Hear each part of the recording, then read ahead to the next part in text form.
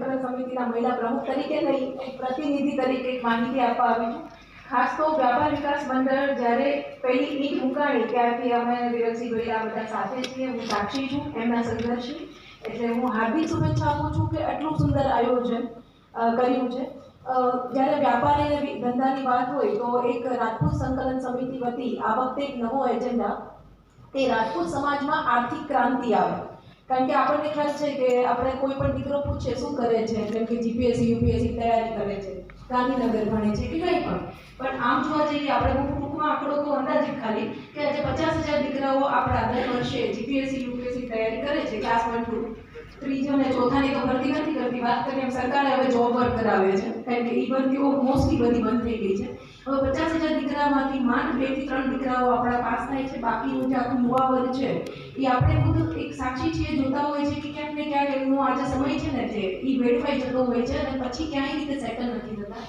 ધંધો કરવો એ ગર્વની વાત છે અને એ માટે આ વખતે રાજપૂત સંકલન સમિતિ કે એક નવી વાત, એક નવી દિશા, રાજપૂત સમાજ આર્થિક ક્રાંતિની દિશા પર, એની પર આ વખતે આપણે કામ કરીએ છીએ. અને એના 2-3 એજન્ડા છે, પણ મેઇન એજન્ડા એ છે કે યુવાનોમાં બિઝનેસ માટેની એક એમને ઈચ્છા થાય કે ધંધો કરવો. અને જે બાપુ સાહેબે વાત કરી કે પેઢીમાં તમે નોકરી કરતા હશો તો તમે તમારા દીકરાને વારસામાં નથી આપી શકવાના, તો તમે નોકરી કરો છો સાથે તમે ધંધો કરો કે કાલ સવારના તમારા બાળકને તમે વારસામાં આપી શકવાના છે કે આપણો સમાજ આર્થિક રીતે સક્ષમ બને. જે મેડીએ અને બેડીએની વાત કરી એ બહુ સાચી વાત છે, પણ છતાં આપણે રાજપૂત સમાજ બહુ રુજુ સ્વભાવ છે. એક બાપુએ જ્યારે દાનની વાત થાય કે કોઈ પણ ડોનેશનની વાત હોય તો આપણા રાજપૂત સમાજ ખૂબ મોખરે છે. કદાચ એ એક સાચી દિશામાં વપરાતું નથી એટલે કદાચ દેખાતું નથી જે નાનું મોટું દાન છે. તો આપણા સમાજમાં આર્થિક ક્રાંતિ આવે અને રાજપૂત વ્યાપાર વિકાસ મંડળ અત્યારે જે કોઈ છે અહીંયા જે ઓલરેડી ઉદ્યોગો કરે છે, બિઝનેસ કરે છે એ બધા છે. સંકલન સમિતિનો ટાર્ગેટ એવો છે કે જિલ્લા વાઇઝ, ઝોન વાઇઝ આના સેમિનાર થાય.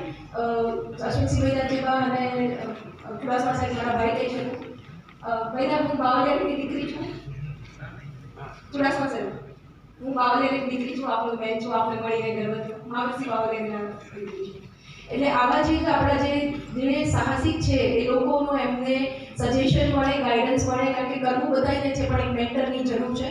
તો ગુજરાત રાજ્ય રાજપૂત સમાજ સંકલન સમિતિ આની માટે કામ કરે છે. તો ઝોન વાઇઝ આપણે કામ કરી શકીએ. તો આ માટે જોડાવા માટે મારો સુખદેવસિંહ ભૈયા, રજુભા સાહેબ અથવા આપણો ગાંધીનગર જે કાર્યાલય છે રાજપૂત એકતા કેન્દ્ર, ત્યાં હું હાજર હોય છું. તો આપ સૌ મારો સંપર્ક કરી શકો. આપના સૌના સહયોગથી આપના ધંધામાં આપણા દીકરાઓ જોડાઈ શકે, એમાં એટલું નાનું જોબ વર્ક બી કરી શકે. જ્યોતિષજી છે જે જોબ વર્ક આપે છે. અને ભાઈએ જે વાત કરી કે ગર્વની વાત કે આપણો આઈપીઓ આવે છે, સમાજનો આઈપીઓ, બહુ સારી વાત કહેવાય. એટલે આ રીતે આપ કઈ રીતે યુવા વર્ગ જે નવી પેઢી અત્યારે જે 12th પાસ કરીને અથવા ગ્રેજ્યુએશન કરીને માર્કેટમાં આવે છે એને આપ કઈ રીતે ઉપયોગી થઈ શકો, એ માટે મને આપના સજેશનની જરૂર છે.